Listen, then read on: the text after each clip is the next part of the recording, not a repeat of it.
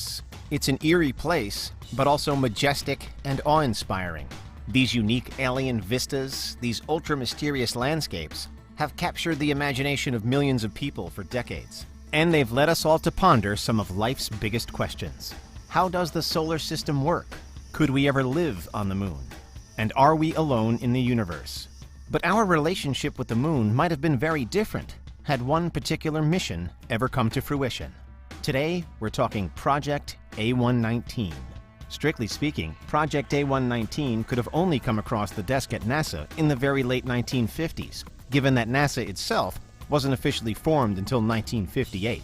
It was predominantly planned and discussed by the Air Force then, and also by the Armor Research Foundation, now known as the IIT Research Institute.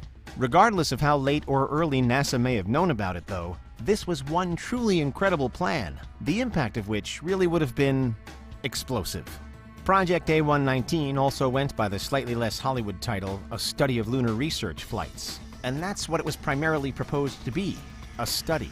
It was originally scheduled to take place in 1959, but was canceled, and the details didn't become public knowledge until the late 1990s. Until then, it was top secret, and even today the American government hasn't officially acknowledged that it was involved. In simplest terms, the goal of Project A119 was to nuke the moon, to detonate a nuclear bomb on the surface of our closest natural satellite. And so a small team was put together, with a number of notable members, including Gerard Kuiper, famed for the Kuiper Belt, and a young Carl Sagan.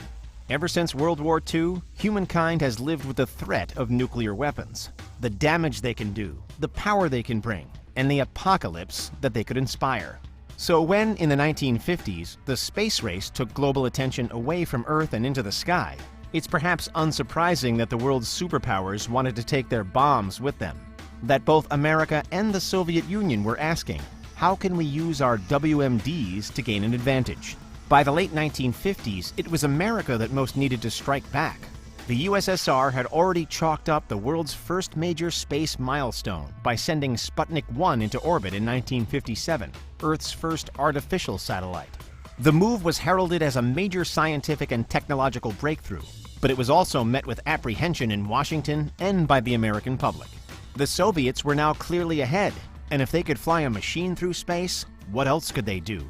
How much more advanced might their weapons be, for example?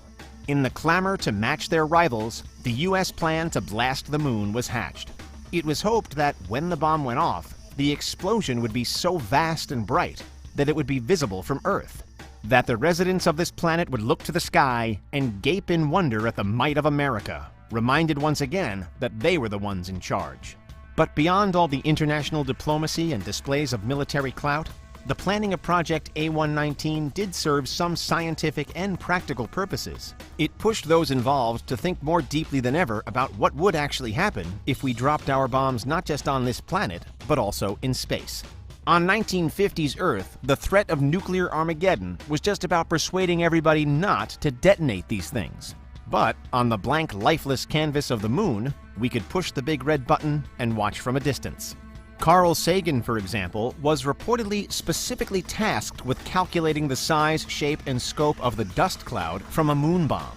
This was high-level, unprecedented science, with Sagan having to predict how the most devastating weapon we'd ever produced would react to the moon's lack of atmosphere.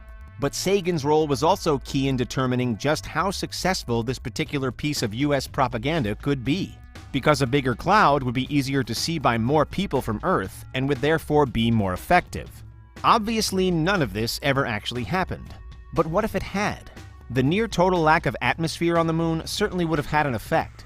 For one, with barely any particles in the air to push back against the explosion, it would have just gone on and on. There'd be no mushroom cloud here, but rather a sprawling, merciless dome growing wider and wider until all of its energy is used up. And for anyone in even faintly close proximity, it would have still been a dome of near certain death. Radiation is already a big problem on the surface of the moon, or at least it's a big problem for humans on the surface of the moon. Radiation from the sun and space beams down onto our lunar neighbor with precious little to filter, dilute, or absorb it because of the lack of atmosphere. But now the same conditions would apply to our nuclear explosion. The radiation from it would be left to expel out and outwards. No barriers or resistance. just a lethal, scorching wave. But you could argue that because the moon doesn't have an atmosphere and because it's being bombarded with radiation all of the time, what difference would it make? To some degree, it wouldn't make much of a difference at all. The other major point of contrast between a nuke on Earth and a nuke on the moon is the shockwave. On Earth, the shockwave is a wide-reaching blast of pressure that can and does bring down buildings and kill people, animals, plants, everything. On the moon, again because there isn't an atmosphere, there isn't a shockwave. There's nothing for the bomb's energy to move through and nothing to generate pressure. And so all that would be left after nuking the moon would be just another crater. Another dent in the lunar surface, not unlike the hundreds of other craters it has amassed over the years thanks to asteroid strikes. For anyone watching from Earth, there would have been a brief, bright light at the moment of explosion, but really not a great deal would have been visible after that. A temporary dust cloud, yes, but it's not as though the moon would have been noticeably damaged. Some rocks and debris from it would have blasted off into space, and some might have even reached Earth. But from our safe and incredibly distant vantage point, all that would have been impossible to trace. And for the general public, despite all the dangers involved in launching and transporting nuclear weapons from here to there, Project A119 might have been quite anticlimactic. Rather than the big show America had wanted, it could have easily been remembered as a blink-and-you-missed-it non-event. Still, we should all be hugely relieved that, whatever its reasons for doing so, the US eventually decided to abandon its plans to nuke the moon. Project A119 was canceled by the end of the 1950s. Instead, the newly formed NASA went full steam ahead to get people to the moon, not bombs. And by the end of the next decade, they achieved it.